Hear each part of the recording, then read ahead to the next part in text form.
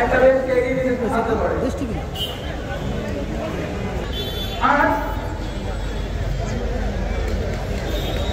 আমাদের মাঝে উপস্থিত আছে সেই সব সাহসী লোক যারা পথ মানুষকে বেছে দিয়েছে, যারা সুবিধা হয় সংগ্রামকে জনপদটা ছিল একটি পরাক্রান্ত জনগোষ্ঠীদের অর্থ।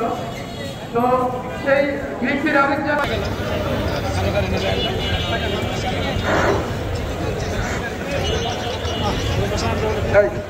সবাই দাঁড়ায়